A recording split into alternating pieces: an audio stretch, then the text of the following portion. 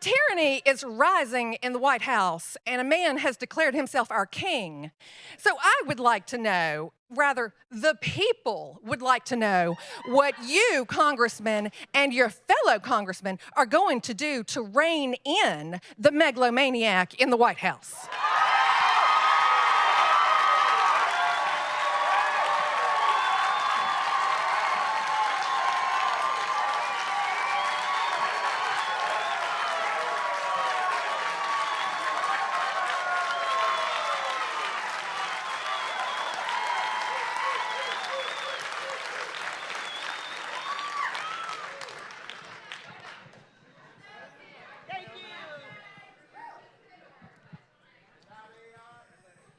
I'm not going to give you my best foghorn, lankhorn response to that. But what I was, you can go ahead and sit down. Thank you. When you talk about tyranny, when you talk about presidential power, I remember having the same discussion with Republicans when Biden was elected.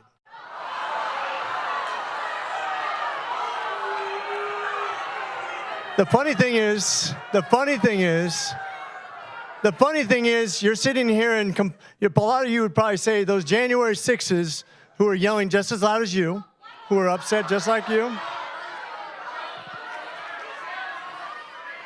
and not listening. Hey, let's restore some order. Let's restore some order. Hey, let's restore some order. So yelling at me is not going to get any answer, okay? Hey, like I said, we're not going to yell. Point of order. Hey, let's get through this, Congressman. Hey. Yeah. I've seen Game of Thrones too. Thank you. Let's go ahead and move on, because if you're not going to listen, to the answer, we might as well not discuss it, right? Do you want to hear the answer? If you'd stop yelling, I will answer. Otherwise, we'll move on. If you would stop talking for a second, I will answer your question, okay? So if you listen to what we've projected, and this goes both parties, by the way. This is a bipartisan problem. REINS Act, the REINS Act, which reins in executive power for both parties, whoever's in party power, and I think it could be tweaked actually to be much better. I don't think executive privilege should be as strong as it is. I think we're out of balance right now. I think your direct representation, whether you like me or not, I'm the closest thing you have to a representative. Your senator's not going to be as representative as me, and the president's not going to be as representative as me when it comes to you, the people in this district. Likewise, I think state government needs to be more powerful than federal government. It used to be that federal funds only made up 1/3 of the money spent, and states was 2/3. It's more representative of your money and your money spent. That's better. Always push government down to the local level, because you'll get better representation. I don't want to see the president make all the decisions. I don't. I didn't want to see. Do you not want to hear that I just said? I answered it directly. I said I don't want to see any president be too powerful. Americans are deeply divided over Trump's first month back in office. About half say that he has overstepped when it comes to using presidential power, and about the same feel that he has gone too far in cutting federal programs. Joining us now is CNN's Renee Marsh and Washington correspondent for the Atlanta Journal-Constitution, Tia Mitchell. So I want to bring you in for some perspective and context here, Tia. The congressman and his staff seemed a little bit caught off guard by this backlash. Tell us more about his district and the people who live there and who were there at that meeting. So Rich McCormick's district is a pretty red district. It voted for Trump by about 20% above how the district voted for Kamala Harris. However, last night's town hall was held in Roswell, which is a suburb of Atlanta. It's North Fulton County. It's one of those towns that has increasingly become more Democratic as more and younger families have moved to that part of the state. So I think that even though his district is pretty red, he went to an area that was bluer. He went to an area that is less, Trumpy overall. And I think that was reflected a little bit in the turnout for this particular town hall. Interesting, important context there. Renee, to go to you. So a federal judge declined to stop a union request to halt Trump's mass firing, saying that he doesn't have the jurisdiction to review. Tell us about that. Right, so labor unions asked this federal judge to pause the mass firing of these probationary employees that we've been seeing from agency to agency. But what the judge said is that there is a process here, and the labor unions actually have to follow that process, which is going to the labor board first before bringing this claim to the court. So he just felt that he didn't have jurisdiction. Doesn't mean that this is over. It just means that they missed a step in his eyes and needed to go through that process. But Pamela, I mean, that video really kind of highlights here the sort of cracks that we are starting to see, even if Roswell is a growing blue area here in Georgia. The fact of the matter is some 80% of the federal workforce is outside of Washington, D.C., and that includes red states like Georgia, where you have some 79,000 federal workers. So when you're talking about mass layoffs and firings, it's happening in these red districts, it's happening in these red states, and the question is going to become, how do these Republican lawmakers deal with angry people who are losing their jobs, and yet these Republican lawmakers are staying true to, or trying to stay true to, the president and his policies.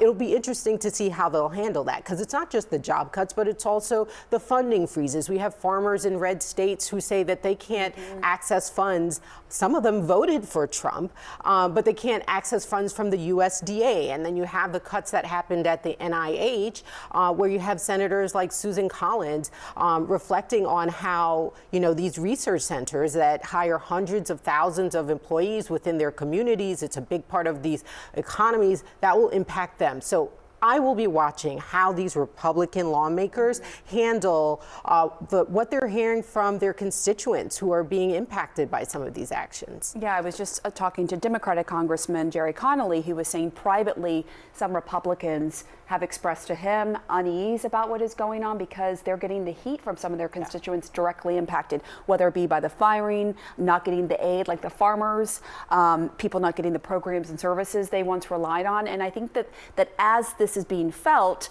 Tia, to bring you in on that, what is the sense you're getting from voters that you're talking to? I think it's really important to sort of take the pulse across America on how this is being felt. Yeah, and of course, you know, voters are divided a lot of times along party lines, where you see voters who are supportive of President Trump and very MAGA voters who are saying, give him time, let's root out the fraud, let's root out the waste, let's give it some time to play out.